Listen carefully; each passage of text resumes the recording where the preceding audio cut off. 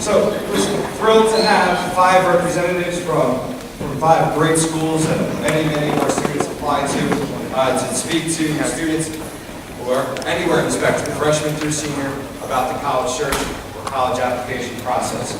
I'm going to allow them to introduce themselves and talk a little bit about their schools briefly. And then what we're going to do is we're going to ask them any questions we may have about the college search, college application process, anything that comes to mind. All right, so we'll start here with my alma mater, College of New Jersey. It's your alma mater. I did not know this. It is. Is this on? Can you hear me? No. It is on? I can't hear myself, so I can't really talk. But hi, everyone. My name is Jenny Sikanics, and I'm an admissions counselor at the College of New Jersey.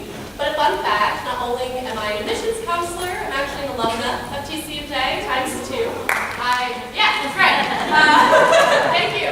I got my bachelor's and my master's from the College of New Jersey, so I know the TC&J experience as not only as an admissions counselor, but as a student, and I absolutely loved TC&J. One thing that I always want students to know is that it feels like home. And I think that's really shown in our 4-year retention rate. You know, when our students come to TC&J, they stay at TC&J. We have a 95% retention rate at the College of New Jersey. So it becomes home, and people like to hang out there and stay there. But it's a 4-year public liberal arts school, so any major you can think of, it's likely at TC&J. We even have some design programs as well.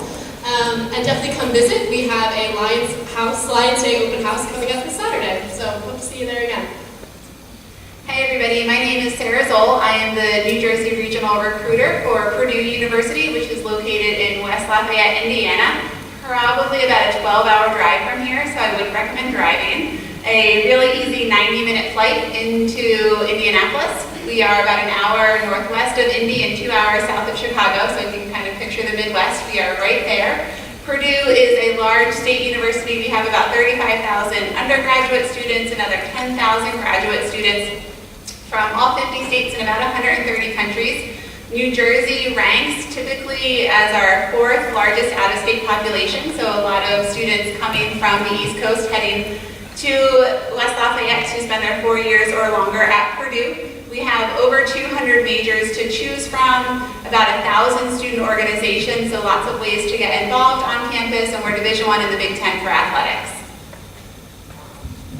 Hi, my name is Dana Hassel. I'm from the University of Pittsburgh. I'm also a 2-time alum. Also, my husband's a 2-time alum, and my daughter's a 2-time alum. So, I came here one year in the house.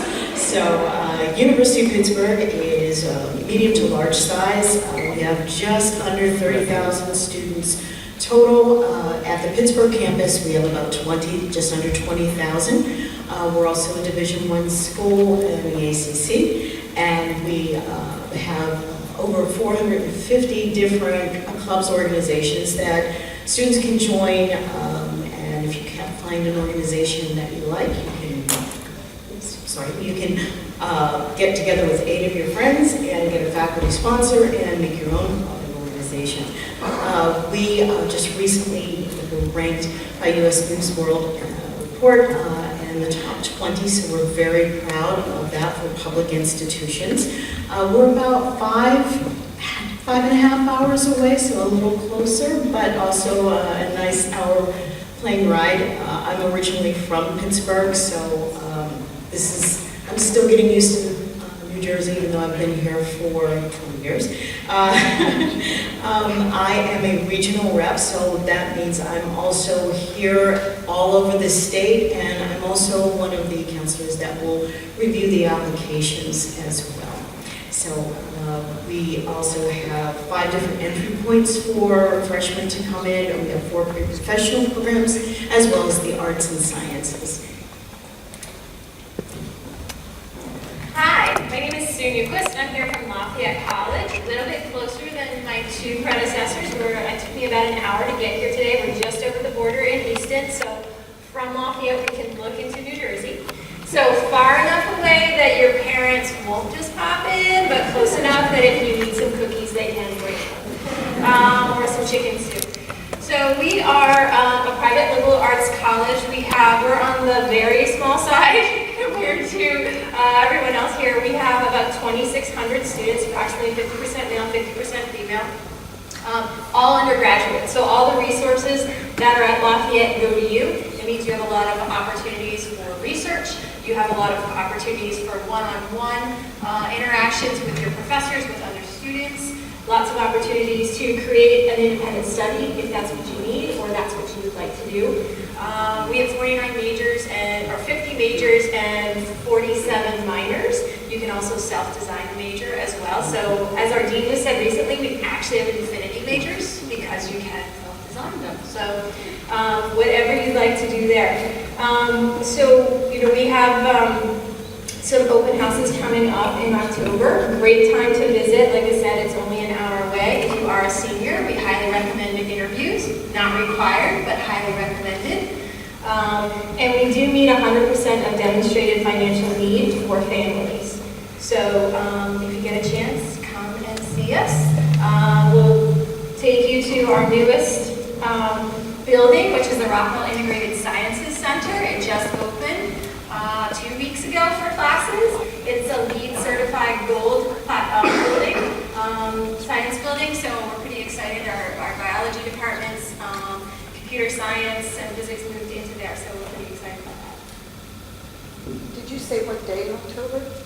I can, you can find it on our website, but we have a variety. We have arts. We have, our arts is October 18th, Saturday open house is October 19th, engineering is October 25th.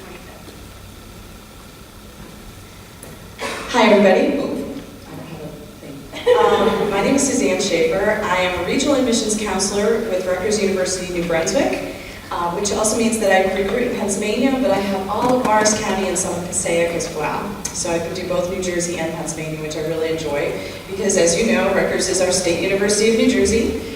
We are actually the 8th oldest school in the United States. So there's a little tidbit. We were one of the original colonial schools, and the original name of the college was Queens College. Rutgers now is much more complex than it was in 1766. We are comprised of 7 undergraduate colleges that students can directly apply to as freshmen, an additional 4 that you can move into as an upperclassman. We have well over 100 majors, and actually one of the notes that I want to make is that we have a 93% retention rate from freshman to sophomore year, which means the students who come to our campus, all 7,200 of them freshmen this past year, are likely to stay. They're very happy. They like where they are. And that's something that's really important to us, and we want you to know that. We also have had our first graduating class within our honors college, which is something that's a really great experience for those who are selected for it. About 500 of our student freshmen are admitted into honors, and that's an interesting program that I'd be happy to chat with you about as well. We offer tours and information sessions 6 days a week down at the Visitor Center, although if you are thinking about coming, please sign up because our tour involves a bus because the campus is rather spread out. The one good thing about having the campuses in the 4 different areas within New Brunswick is that it never really feels like you're dealing with 36,000 undergraduates, so that's something to note. And you get to see all of those. So sign up early. I think we're actually full through mid-October at this point, but you can see that the rest of the fall schedule is already up. Thank you. Okay, so is there anyone brave enough to do the first question? And we would love to hear from students that are here. We'll admit you if you're the first one. Her hand is up, she's ready.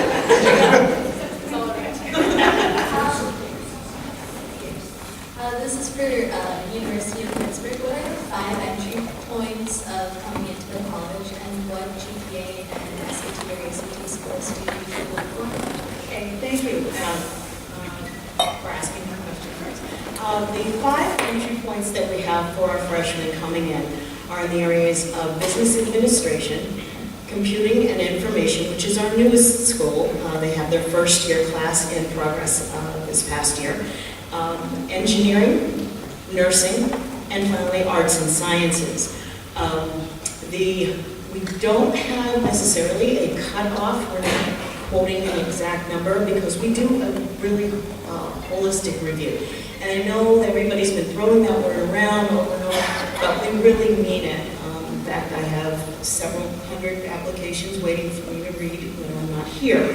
So when we look at a student, we're looking for a strong A, B student, but in particular in the pre-professional areas, the core areas. Engineering, we're looking for someone who has a minimum of 3 to 4 strong years of both math and science.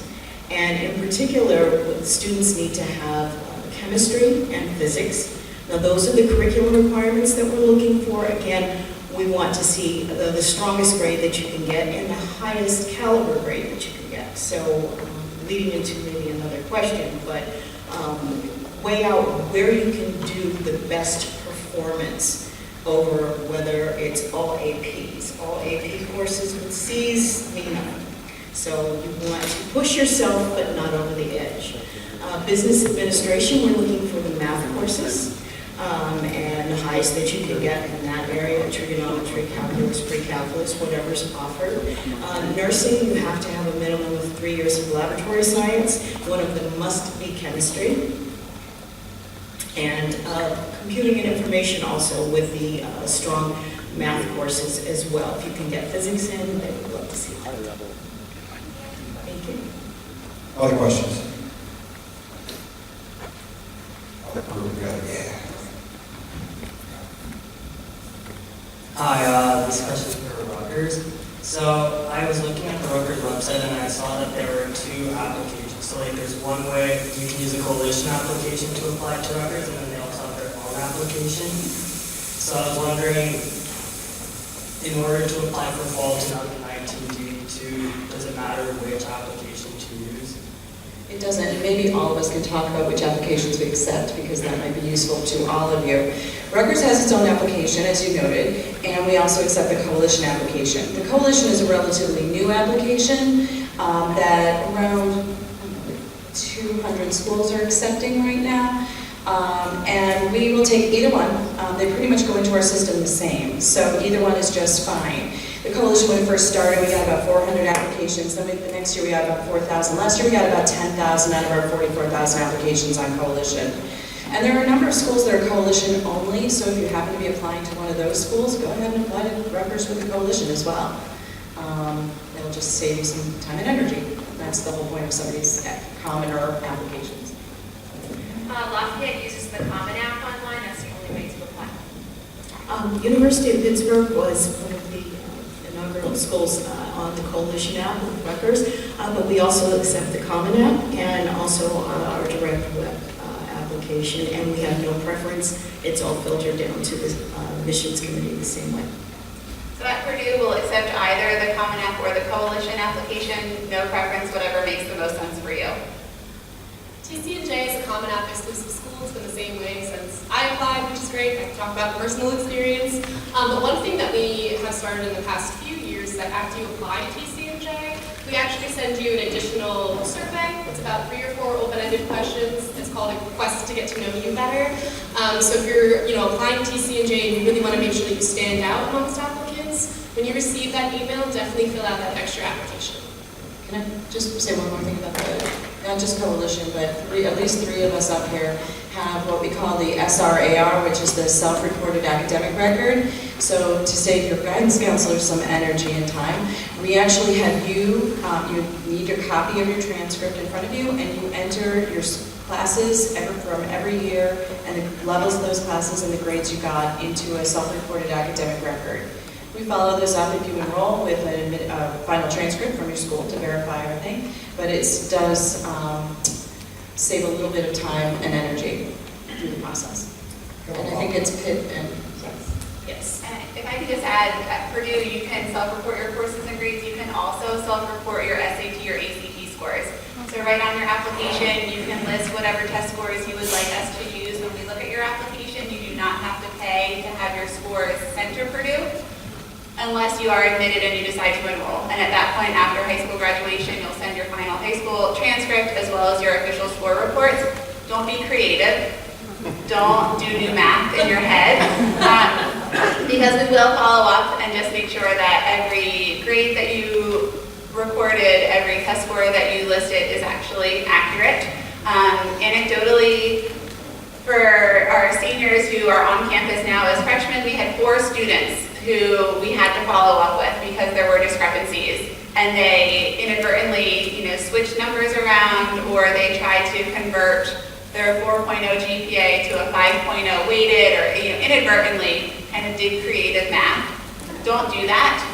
Just list all of your grades as they're listed on your transcript. List your test scores as they're listed, because we will verify at the end. One thing about the PIT essay, the SAR, these will send you the link after you submit the application to do the PIT specific SAR, not the one that comes with the Common App. If you're doing the one through the web application directly on the website, you'll get the direct one that you need, but it's only if you're doing the Common App. Don't do the one that's associated with the Common App. If you have any questions, you can just... At Lafayette, we accept self-reported test scores. We do require an official transcript with your application.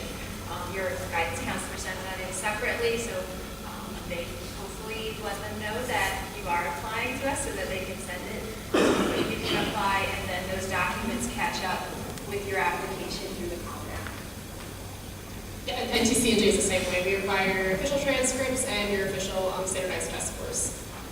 So there's a lot to keep track of, in other words, because each school is very different. So any way you can keep yourself organized, whether it's through Naviance or through the Common App or whatever platform that you can use, it's helpful so that you know which schools require what and what timing. What would your advice be to those students that are undecided that want to apply to your respective schools? Undecided is our biggest major. Ditto. Really.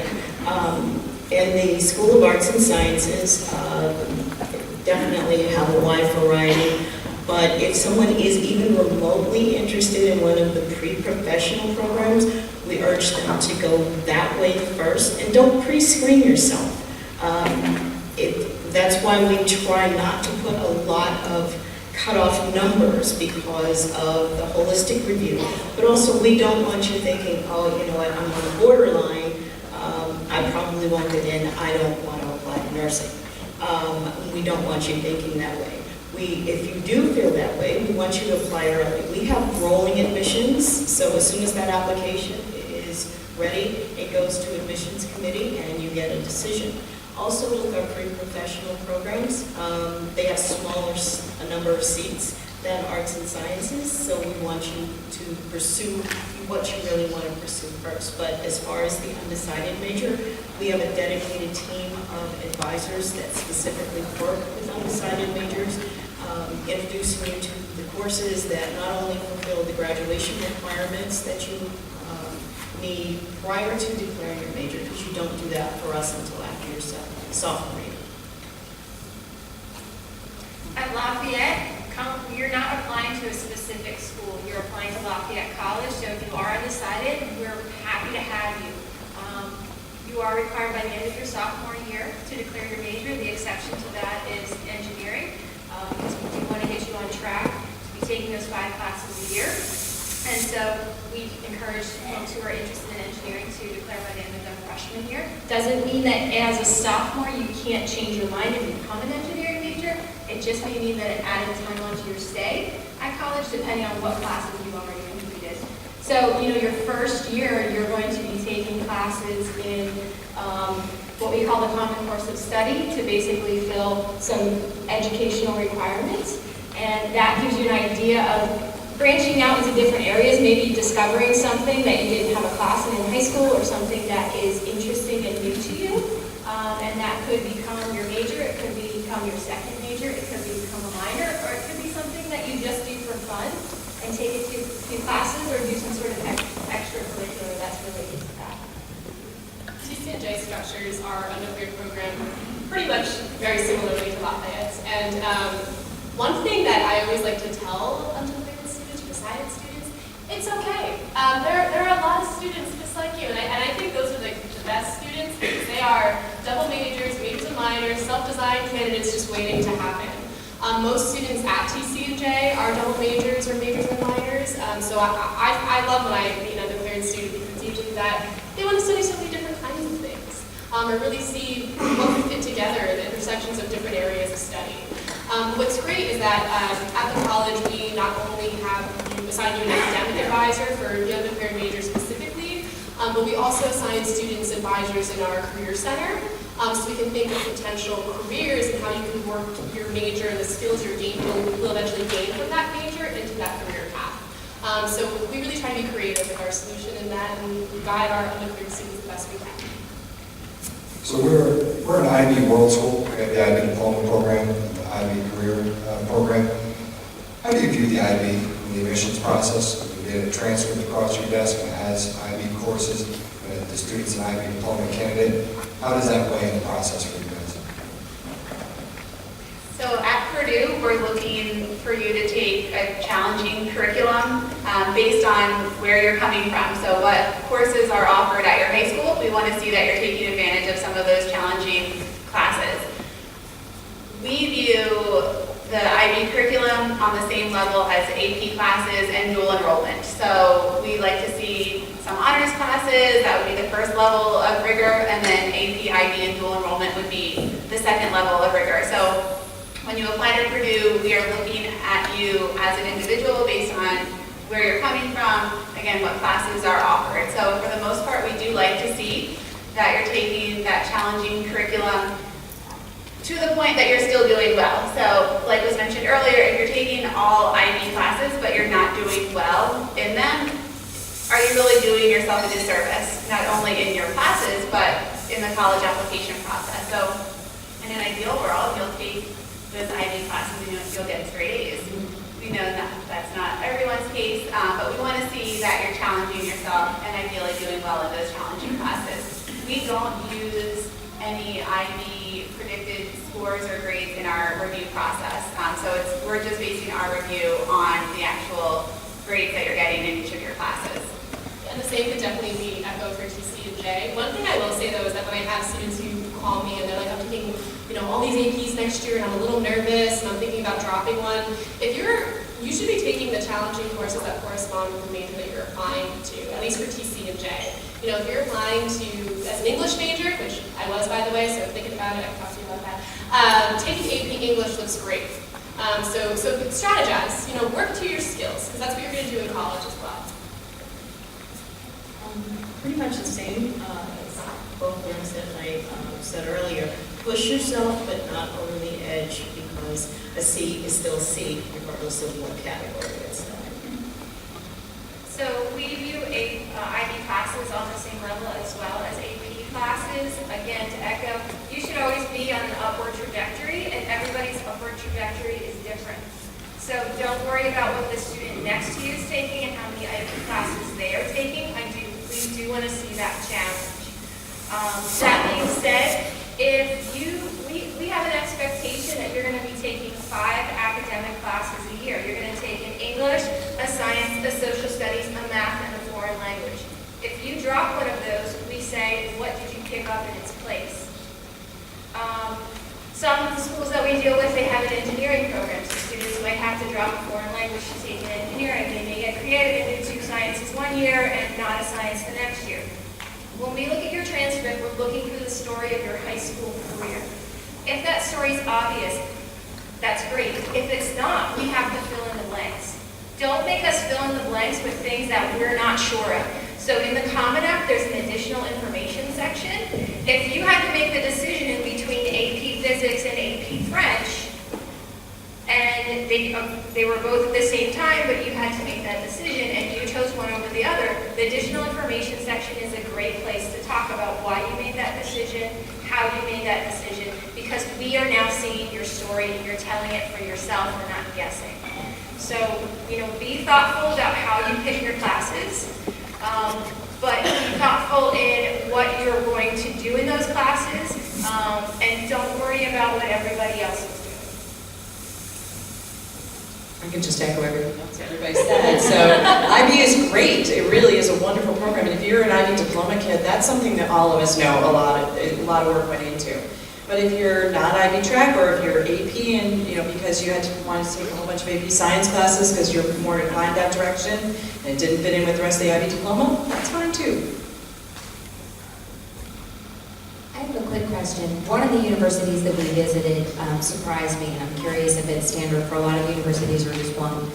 If a student is still taking tests, but they have very strong test scores already, in terms of deadline, if the test scores from the October test are not back yet, and you submit, and then those tests come, and the scores come, and they're strong, do you then, if it's after the deadline, do you still submit, and you've already got the test scores to consider from the earlier tests, does it make sense to submit the other scores late, or would they not be considered? Yeah.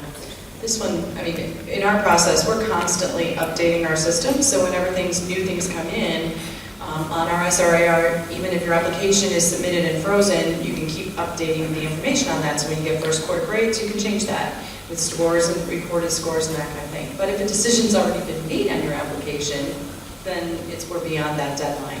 There are going to be schools that are going to say, though, you know, everything must be in by December 1st. We're not one of those. I'll tell you about our deadlines, but you do need to make sure that you're looking at the very specific requirements for your individual schools. So I would say yes. I mean, I'm a big proponent of students taking an SAT test in fall of their senior year, because I think maybe you've learned a little bit more since the first spring, and generally students do a little bit better in that testing time. That's just my personal opinion, but you know, anytime that happens, even though we have a November 1 early action deadline and a December 1 regular decision deadline, which is very early, December 1, then anything comes in, it still can be updated. So our deadlines are November 15th is early decision 1, January 15th is regular decision. There's also early decision 2, which is due by January 15th. You can also convert your application to early decision 2 after you've applied. Once you hit the submit button on your application, you can't go back and change anything on the application through the Common App. However, if you figured out, oh, you spelled your name wrong, you know, forgot to add this particular thing, you can always email us and we can update it that way. As far as test scores go, we super score. So being that they're self-report, you can use self-reported or you can send us official. If you self-reported your scores and you feel like you just got official test scores and it's going to boost you, you could have those sent to us. We have our deadline is January 15th, so you have a little bit more time. But you know, you can always send us an email with any updates as well.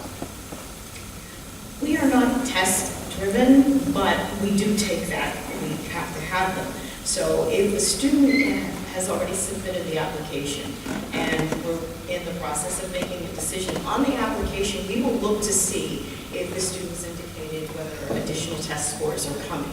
If we can make a decision based on what we have in front of us, we will do that. If you're saying that another test score is coming, but you've also checked that you want to be considered for scholarship or honors, that's something where we absolutely would tell you to submit the test scores when they are available, and then that information will then be forwarded to those groups, because the admissions is done separately from scholarship, separate from the honors, and so that those groups, those admissions committees can look at that as well. So yes, we want you to send them, but if we can make a decision based on what we have, we will. So at Purdue, I would recommend that you still apply by our early action deadline with the scores that you have. And our early action deadline is November 1st. Our regular decision deadline is January 15th. If you have submitted your application and you get those test scores in and they are stronger, then you can again self-report them through an application portal. There's no guarantee though, based on when we are reviewing your application and when those scores are received, that we will get those new scores in time. The important thing to remember is in our application process, applying early, again, early action, especially for some of our more competitive programs, will greatly increase the competitiveness of your application. So at Purdue, it's sometimes more important to get your application in by that November 1st deadline than to send us those scores down the road. So TC&J has 2 early decision opportunities. For anybody who doesn't know what early decision is, it's a binding agreement. So that means if you're accepted at TC&J, you're coming to TC&J. We have 2 opportunities for that. The first deadline is November 1st. The second is January 1st. And then we give a 2-week grace period for those supplementary documents. So SAT scores are technically due by November 15th or by January 15th, right? And the same for our regular decision deadline, which is February 1st. Now, granted, I know we have made exceptions for students who did get higher scores, but usually it was in, by the end of the month of February. So most of the time, students have everything in by that 2-week grace period. So by February 15th, I want to have the best SAT scores that you can send us. We do super score though, so no matter what test scores you send us, whether it's SAT or ACT and multiple test dates, we are going to look at you on your best work. So usually that makes students feel a little bit more comfortable. Question for you. In your experience, do you recommend bringing students to campus junior year, summer, after junior year? Or do you recommend to try and show up a little earlier? What do you suggest? Whenever you can do it. Come often and come repeatedly. Joking aside, you can go online, you can do a virtual tour, you can talk to people, I can tell you my experience or any of us who are listening, but until you see it, you know what's going to click with you, and different things click for different people. I may talk to you about the engineering program if that's what you're interested in, but you may get there and find that our research program is really what blows you away. And so you won't know that until you get there. And so we have these nice open house events, blue and gold events, that we have all the time throughout the year. We really have fun doing them, and they're pretty large. And we just turn over the campus to you. And so there's nothing that replaces that, but if you can't do that in the virtual tours.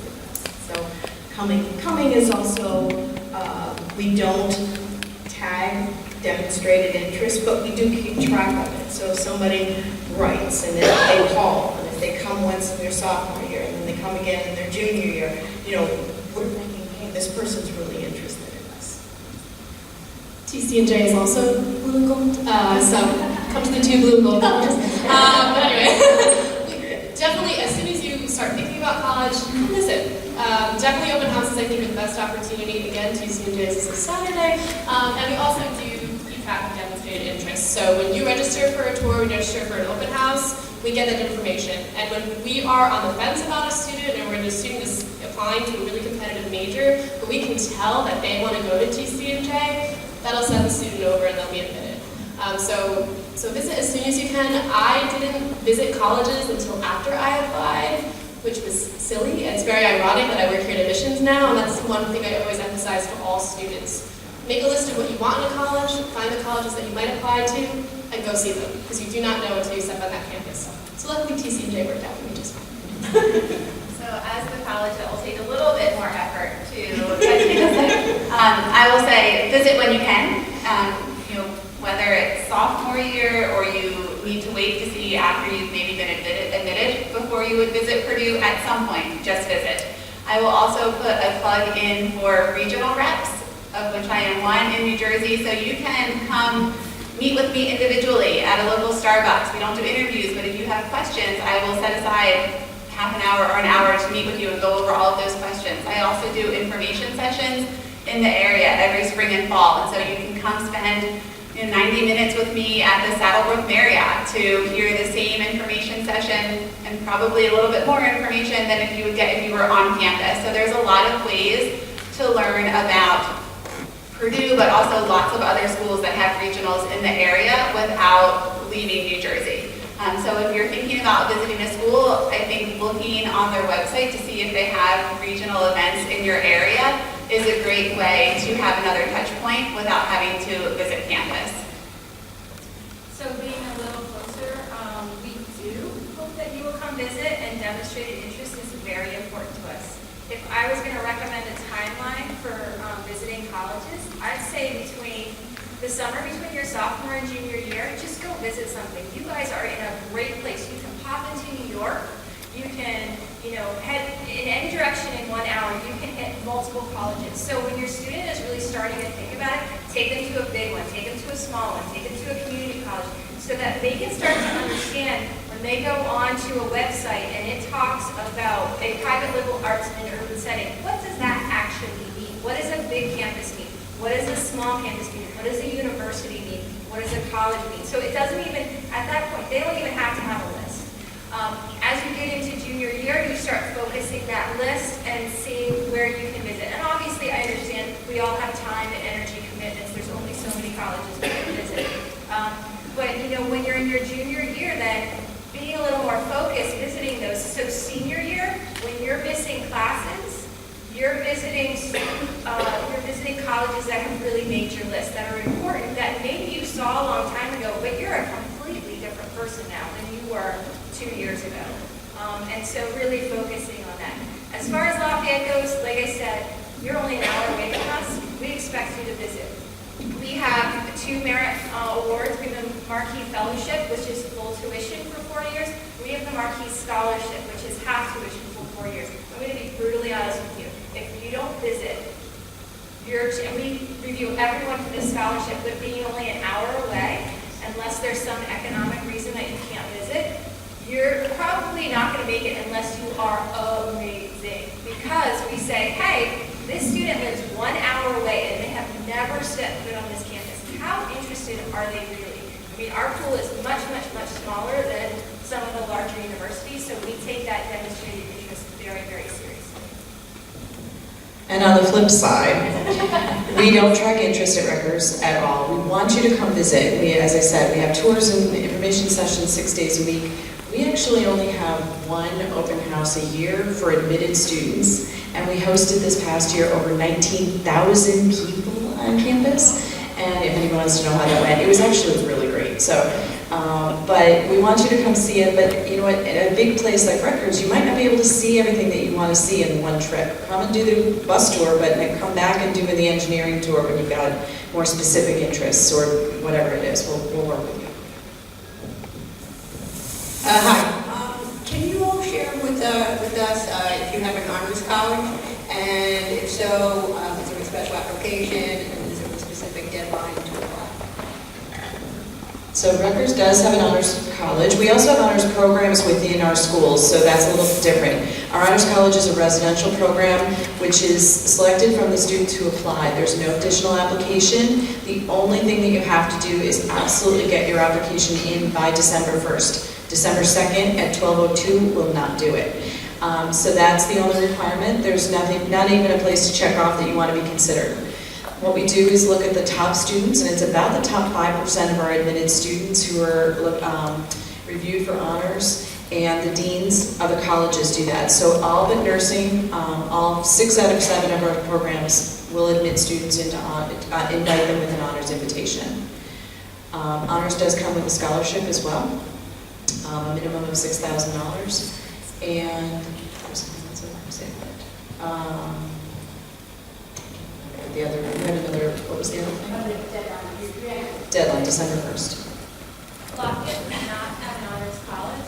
We're a small college, so we sort of, are almost an honors college to begin with. What we do have is, as a senior, you can pursue an honors thesis, and basically within your department, you are a student that is doing research in a capstone project, and you have to defend your thesis to a group of faculty. And so sometimes people think that means there's an honors college, but it's really just an honors thesis, and then on your diploma it says graduated with honors. University of Pittsburgh does have University Honors College. Went through a little bit of change over the past year. One of the things that was required is that our candidates in the college had to stay in a specific dorm. We found that the students did not like that at all, so we changed it. So your voice does matter. We do listen to you. So we do have several different housing options for the students who are admitted into the honors program. We're also looking to take in probably about 600 students this year, so we're taking in more. And we also there's a priority deadline as well with that. And so we want to make sure that the students check off the box and make sure that you answer the questions. It's not a separate application at all. And also within our honors college, you can work with the advisors to obtain the Bachelor's of Philosophy degree, which is more than a BS or BA, but not quite a master's. So it's considered very prestigious, particularly in the research areas. So that's something unique with our program that we like to promote as well. So we do encourage students again to apply to the honors program that review again is separate from scholarship. It's separate from you're admitted first, and then scholarship and honors. So you can get one without the other. You can get both. You can get all three. So. Purdue has an honors college as well. There is an application embedded into the Common App or the Coalition application for honors. So you would check the box, yes, I want to apply to honors, and then there are a couple additional short essays that you have to write for honors. The deadline for the honors college is our early action deadline of November 1st. That is also the deadline to be considered for our merit scholarship. So for our scholarships, there's no additional application. You just need to apply by that early action deadline. Honors has the additional application. You can also apply to the honors college as a freshman at Purdue. So our admission to honors college is competitive. We enroll about 800 freshmen in our honors college. We enroll about 8,000 freshmen to the university. So it is pretty selective. If you are not admitted to honors during the application process, your senior year of high school, or you just chose not to, once you are on campus, you can apply to honors to start your sophomore year. And we also have honors programs within all of our academic colleges. So you can be an honors student in business or engineering or science, separate from or in addition to the honors college. So TCNJ does have an honors program, but we are a bit of a smaller school, so about 6,500 undergraduate students. So the honors program is a little bit different at TCNJ in that the main focus is diversity of major. So really what it is, it's very liberal learning based, and it's students of all different majors taking a little bit more of a rigorous course together. The average class size at TCNJ is only 20 students, so the honors courses are a little bit smaller, but TCNJ classes get even smaller and smaller as you move up, so they're never really that big. But students are invited to apply. So once you are admitted to TCNJ, our honors program coordinator goes through those admitted students and selects students based on their applications to apply to the program. So you are invited to apply, but we do also have an honors thesis opportunity. So students of any major, whether they're in the honors program or not, can also participate in the honors thesis and graduate with honors in that way as well. This is Lafayette. So do you have different academic standards with regards to GPA and test scores for academic students? And I know that you said that you apply directly to the college, but I know that you guys have an exploratory engineering program. So are there any special expectations or higher expectations for students thinking about going into that? So definitely how we look at students in the sciences and in engineering, it is a bit more competitive in those. Students note their academic interest, and we do take a look at that. So we do have a bit of a higher expectation there where, you know, you've been pursuing a challenging math and science curriculum if you're looking at sciences. You know, the thing to note is that it all is within the context of your high school. So what classes are offered here. We also have a new engineering program for this year called the Bachelor of Science in Engineering or Interdisciplinary Engineering that will have a concentration in bioengineering, energy and the environment, or robotics. So that is adding one more program to the engineering slate that we have. I have two questions. One is for reference. I went to one of your summer programs at the Waxman Institute, so that wouldn't be taken into account, right, for interest? Because the high school said. We don't track demonstrated interest, so some of the schools do. What that will be is an activity on your activities list. So you should definitely put that down. And note your research. And if you don't have room for it, there's other ways to do it, but on the Records app, which is pretty limited actually, it would be one of your activities. So that you did that is going to be significant to any of us. And for TCNJ, do you have a different application for the MET program? For the 7-year accelerated program? So no, but there are different requirements. So you apply through the Common Application, and you select the 7-year med program, and there are specific majors that match up with that program. So you can see them on the website, on the biology website, you can get straight to the 7-year med program. I definitely recommend looking at that because there's an FAQ, so all the questions that you might have are answered on that. But the deadline is earlier, it's November 1st. And you are required specific scores to even apply. And now before I go over the scores, I want to emphasize that this is an accelerated track, so students are earning their bachelor's degree within 3 years from the College of New Jersey, and then they are automatically accepted and move on to New Jersey Medical School at Rutgers. So the scores are quite high. To even apply to the program, students need to score at least a 1500 on the SAT on one test date, so that is not super sport. And for the ACT, it's a composite score of a 34. And again, that's not super sport either. In addition to that, students should rank within the top 5% of their graduating class. I know that some schools don't rank, and some schools it's a little, challenging to figure that out, but you should really be having almost all A's and taking rigorous courses. In addition to submitting the common application and those required tests, we do also require a supplementary essay. And that essay is actually sent out to you after you apply. So once you submit that common application, you're going to get another application from our Medical Career Advisory Council. And that usually is an essay specifically about why you are applying to the program. Students who really stand out in this pool of the best and brightest have done some sort of shadowing, interning, or led some sort of medical or health-oriented club. So I mean, definitely leadership is a big part of this because you want to think of any way you can stand out. And there's also an interview process.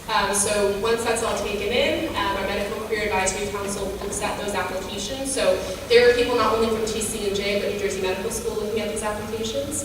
And then they select who they're going to interview. And after those interviews, that's when you're so it is a competitive program. We accept about 20 students every year. But those 20 students come right on to TC&J and then become doctors, so it's awesome. And you are able to study abroad even in those years. Just putting that out there. Make it work. Hi. Just aside from grades and test scores, what else do you look for in the applicants to your colleges? Everything.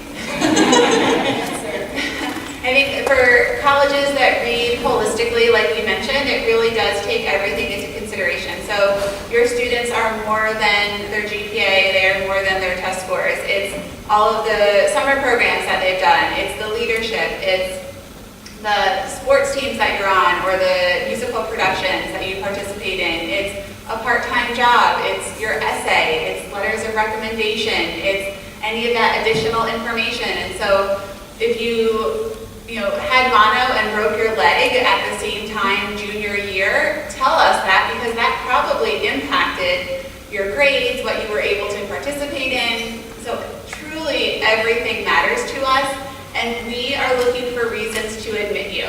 We aren't looking for reasons to deny you. So the more that you can share with us in your application really benefits you because it gives us the better picture of who you are, not only as a student, but who you will be once you're on our campuses. So tell us everything, within reason. Because we don't require letters of recommendation, that essay really means a lot to us. You want to put in there all the pieces that aren't part of the academic curriculum that we can already see. We see that you have a 4.0, we see that you have a 1600. What else makes you tick? And why does it make you tick? And that's what we want you to really focus on. The essays for us are really the focal point of our holistic review. Now, with that said, please make sure that you read it out loud to yourself before you turn it in. We can tell if you wrote it. We can tell if mom or dad wrote it.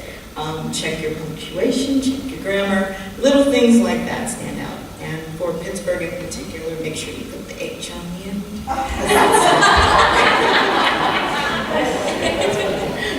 But the essays really are your opportunity to tell us what you want us to know about you.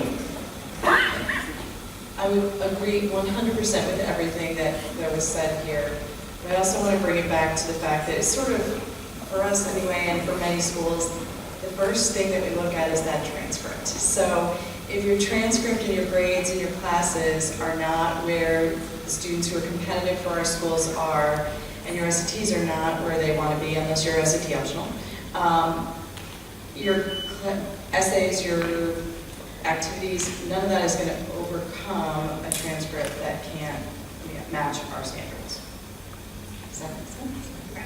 I would agree. We don't want to admit you if we think that you're not going to be successful. And so we take all those things into consideration. I think it's easy to focus on SAT scores and transcripts and ACT scores because they are quantitative. We do also look at other things beyond that. So in addition to all your activities, the only thing I would add to that is if you have a responsibility at home, please put that in your activity section. If you are caring for a grandparent, you pick up siblings from school, that's an important part of your day. And with that activities section, we're trying to see what do you do with your time. And it's okay if all you do is play sports. That doesn't mean that you're not, and the person next to you has 16 things, different things that they do. Different places, that's important, and a student might spend all their time in one area, and that's okay. You don't have to be well-rounded. You need to be who you are. And so we look at all those pieces. For Lafayette, another great way is to just interview with us because we get to know you personally, and so you get to put that application into words and see who you are. I echo everything. Hi there, thank you for taking our questions. I was wondering, if you have a science-minded child and they're saying, well, should I take a third year of a foreign language, which I'm not as good at, or should I take another class, another science class? What would you recommend? Maybe just 2 or 3 of you answer that. All right. So, I think one, it would depend on what their curriculum is, but I think the foreign language, we have a foreign language requirement at Lafayette. You have to be proficient in a language. A lot of students end up testing out of it if they take an AP class. But otherwise you're required to take 2 semesters. Doesn't matter if you're an engineer. Doesn't matter if you're a computer science major, because we think it's really important. And what our faculty will advise their students is rather than majoring in engineering with a minor in chemistry, major in engineering with a minor in history, in anthropology, in French, because that makes you much more marketable because you have a diversity of interests and skills. So, if it's this class that they've been dying to take, well, then maybe they should take it. But dropping that foreign language, think about what you're replacing it with, and again, use the additional information section to really talk about why you made that decision. So at a school like Purdue, which is predominantly engineering focused, about a third of our undergraduate students are in our College of Engineering, and we have a great College of Science as well. I would say it still depends, but if you are focused on a STEM-related major and you can drop a foreign language to take a science class that you're really interested in, that you're probably going to be really motivated in, that you might do some really cool stuff in that class and you'll get a good grade, and maybe it will propel you into doing research, or it will connect you with someone in the community for a summer program or something like that, I would recommend that you at least consider it.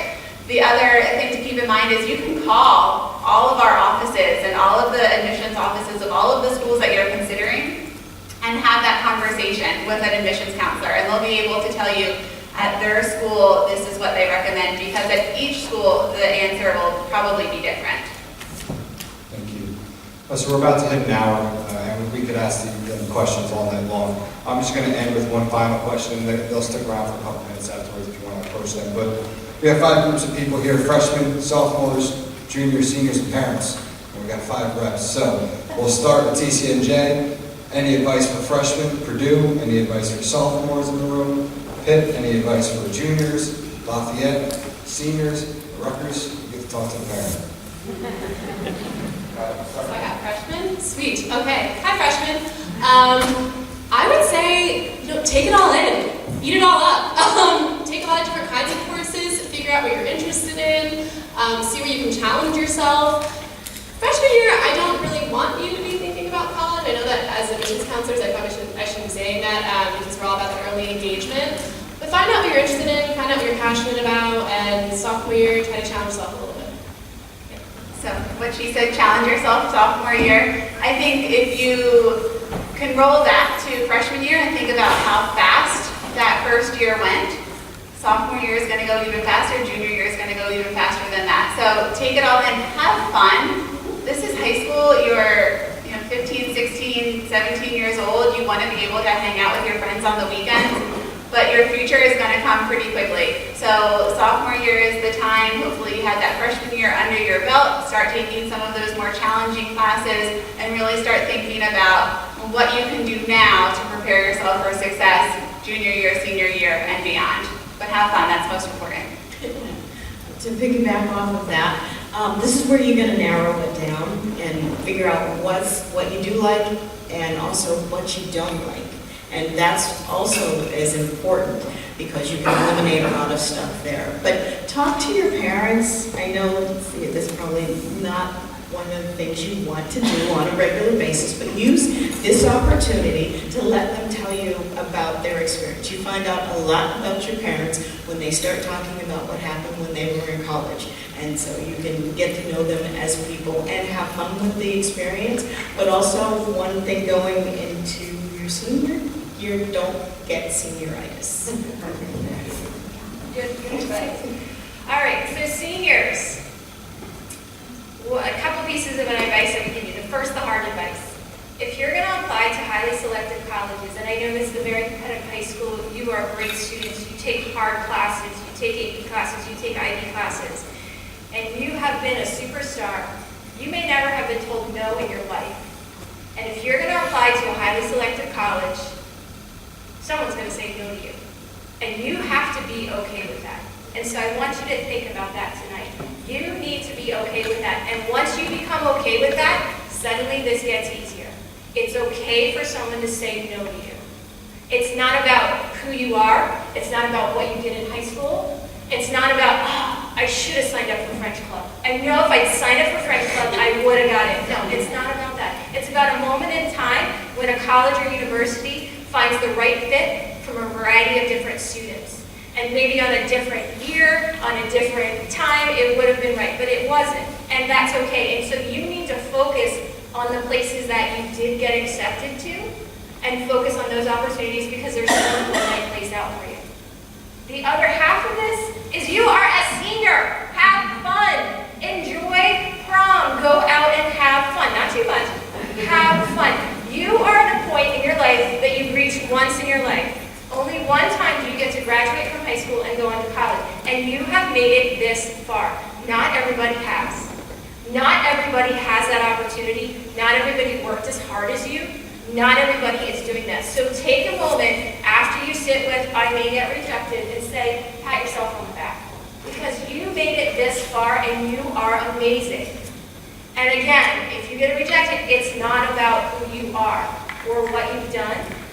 It's about you finding the right fit and the colleges and universities finding the right fit. So, when you walk into your guidance counselor's office tomorrow, because I was sad to hear that you're all sort of like really uptight, give her a high five, tell her how excited you are, and enjoy your senior year. This should be fun. Okay? You guys like fun? All right. Parents. I have a junior. I am in your seat. I would say that piggybacking off of one thing, your students are more resilient than you think they are. When they get those no's, they will have a moment, but it will be okay. So go forward with that, and they will be okay. For parents, I think the best role you can do is be the passenger seat person. So your students should be driving this process. They should be the ones doing the work, and they should be the ones saying, I think I'm interested in this place. What we can do as parents is say, all right, I'll literally drive you to that school and see it with you. I'll make those appointments because you're in school when you're, when the colleges are open to make those appointments. Try to keep them a little organized. They're over there having fun. We're trying to keep them organized and making files and making sure they're hitting those deadlines, gently nudging them toward those deadlines. So just really be supportive and know that you've got each other, you've got all of us to answer any questions. Try to ignore the rumors and the bad information that flies around and go right straight to the source and get the good information. And it will definitely benefit you. And enjoy it too. Take this time. It is hard. We're losing our kids soon. But you know, let's enjoy the process. Take them to go visit schools and go see something else while you're there. Go to a museum or go to a concert and just really enjoy the process and the time you have with them. Thank you very much. Let's thank our representatives.